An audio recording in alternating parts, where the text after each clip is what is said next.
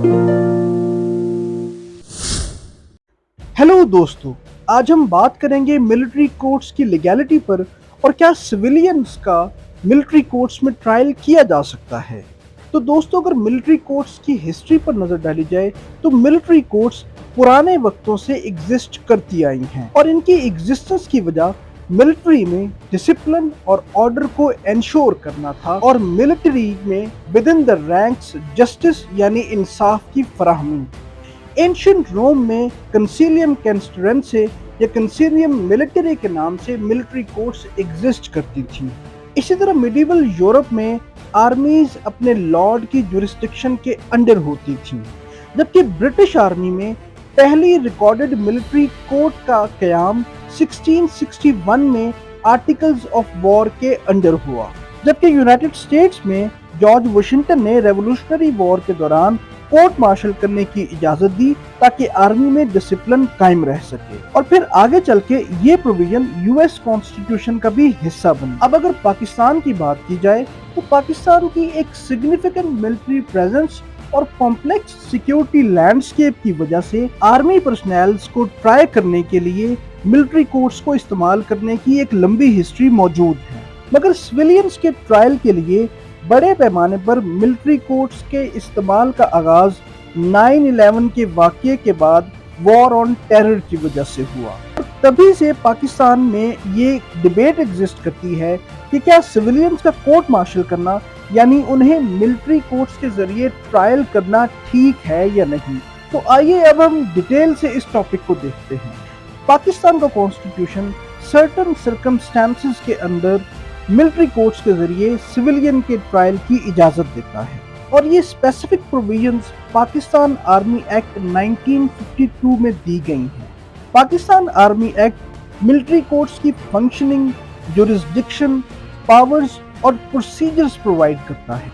Army act civilians के court martial की इजाजत ऐसे केसेस में देता है जहां आर्मी का डिसिप्लिन कॉम्प्रोमाइज हो रहा हो, जैसा कि एस्पेनॉज यानी जासूसी, दुश्मन मुल्क की मदद करना या ऐसे जराइम का मुर्तकिब होना जो डायरेक्टली आर्म्ड फोर्सेस की फंक्शनिंग और सिक्योरिटी को कॉम्प्रोमाइज कर दे। अगरचे पाकिस्तान आर्मी एक्ट सिविलियन को डिफाइन करता है as a person who is not subject to military law, मगर जैसा कि हमने बताया कि कुछ केसेस में सिविलियंस भी मिलिट्री लॉ का सब्जेक्ट बन जाते हैं। आर्मी एक्ट का सेक्शन 2C सिविल ऑफेंसेस को डिफाइन करता है as offences that are not military offences but are committed by persons subject to military law और in relation to the discipline of armed forces. तो अगर civilians भी इस नौयत के जराइम करेंगे तो वो मिलिट्री लॉ का सब्जेक्ट बन जाएंगे। इसी तरह आर्मी एक्ट का सेक्शन 3 मिलिट्री कोर्ट्स को ये जुरिस्डिक्शन देता है कि वो सिविलियन को सिविल ऑफेंसेस, जिसकी डेफिनेशन पिछले सेक्शन में दी गई, इनका ट्रायल कर सके और ये जुरिस्डिक्शन पाकिस्तान से बाहर किए गए क्राइम्स जैसा कि पाकिस्तानी शिप्स, एयरक्राफ्ट्स या दूसरे ममालिक में मौजूद पाकिस्तानी एम्बेसीज, उन पर भी लागू होगी। इसी तरह एक्ट का section 70 trial of civil offences by field general court martial की प्रोविजन भी देता है। जनरल कोर्ट मार्शल और फील्ड जनरल कोर्ट मार्शल के दरमियान का फर्क हम किसी और वीडियो में वाज़ेह करेंगे। अब इन्हीं प्रोविजंस को सामने रखते हुए 2015 में पाकिस्तानी गवर्नमेंट ने 21st अमेंडमेंट के जरिए वॉर ऑन टेरर के दौरान सिविलियंस के ट्रायल के लिए मिलिट्री कोर्ट्स बनाई, मगर ये कोर्ट्स लिमिटेड टाइम पीरियड के लिए बनाई गई थी और हर 2 साल बाद इन्हें जारी रखने का अप्रूवल लेना जरूरी था। अब हम एक नजर मिलिट्री कोर्ट्स के कयाम के हक में और खिलाफ दिए जाने वाले दलाइल पर डालते हैं। पहले हम इसके खिलाफ दिए गए दलाइल पर नजर डाल लेते हैं। मिलिट्री कोर्ट्स पर पहला एतराज ये किया जाता है कि ये इंडिपेंडेंस ऑफ जुडिशरी को इनहिबिट करती हैं और क्रिटिक्स इन पर एतराज करते हैं कि मिलिट्री कोर्ट्स प्रेजुडिस का शिकार होती हैं, जिसकी वजह से ये इंडिपेंडेंट और इम्पार्शियल जस्टिस नहीं दे पाती। इसी तरह दूसरा एतराज फेयर ट्रायल और ड्यू प्रोसेस को फॉलो ना करना है, क्योंकि मिलिट्री कोर्ट्स बंद दरवाजों के पीछे फैसले करती हैं। इस वजह से ये ट्रांसपेरेंसी, इंडिपेंडेंस और इम्पार्शियलिटी लैक करती हैं और क्रिटिक्स इन पर हमेशा से एतराज करते आए हैं।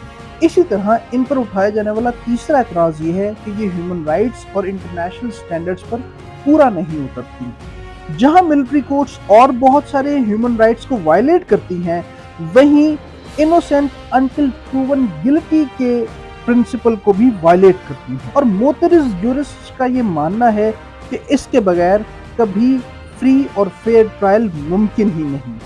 इसके बरक्स इनके हक में दलाइल देने वाले लोगों का ये मानना है कि मिलिट्री कोर्ट्स इसलिए ज़रूरी हैं क्योंकि ये स्पीडी और एफिशिएंट होती हैं। क्योंकि सिविल कोर्ट्स में केसेस की तादाद ज़्यादा होती है, इसलिए टेररिज्म और इंसर्जेंसी के केसेस आमतौर पर डिले का शिकार हो सकते हैं। इसलिए इस तरह के केसेस के लिए कोर्ट मार्शल यानी मिलिट्री कोर्ट्स जल्दी फैसला करने का एक अहम जरिया साबित हो सकती है। इनके हक में दी जाने वाली दूसरी दलील ये है कि नेशनल सिक्योरिटी एक स्पेशलाइज्ड सब्जेक्ट है जिसके लिए खास तरह का मिलिट्री माइंडसेट होना जरूरी है। इसके बगैर इन मामलात का सही फैसला नहीं किया जा सकता, क्योंकि मिलिट्री कोर्ट्स नेशनल सिक्योरिटी की कम्प्लेक्सिटीज को समझती हैं, इसलिए ये ज़्यादा एफिशिएंटली सिक्योरिटी के मसाइल के साथ डील कर सकती हैं। यहाँ पे ये याद रखना बहुत ज़रूरी है कि पाकिस्तान का कॉन्स्टिट्यूशन जो मिलिट्री कोर्ट्स के क़याम की इजाज़त देता है, it is subjected to constitutional limitations and fundamental rights guaranteed under the Constitution of Pakistan. इन fundamental rights में fair trial, due process और presumption of innocence शामिल हैं। मिलिट्री कोर्ट्स का कोई भी फैसला इन fundamental rights को negate नहीं कर सकता, क्योंकि Pakistan international covenant on civil and political rights का ना सिर्फ सिग्नेटरी है बल्कि इसे रेटिफाई भी कर चुका है। और इस कोवेनेंट का आर्टिकल 14 ये तमाम फंडामेंटल राइट्स प्रोवाइड करता है। लिहाजा इंटरनेशनल लॉ से कंप्लायंस इंश्योर करने के लिए ज़रूरी है कि कोई भी ट्रायल इन तमाम फंडामेंटल राइट्स को मद्देनज़र रख के किया जाए। इससे पहले भी जिन लोगों के मिलिट्री कोर्ट्स के ज़रिए ट्रायल हुए उन्हें अपील का हक हासिल था और इनमें से बहुत सारे लोगों को रिलीफ भी मिली। इन केसेस की डिटेल इस वीडियो की डिस्क्रिप्शन में दी गई है। वीडियो पसंद आई हो तो इसे लाइक करें, शेयर करें, चैनल को सब्सक्राइब करें और मज़ीद वीडियोस के लिए हमारे साथ जुड़े रहें।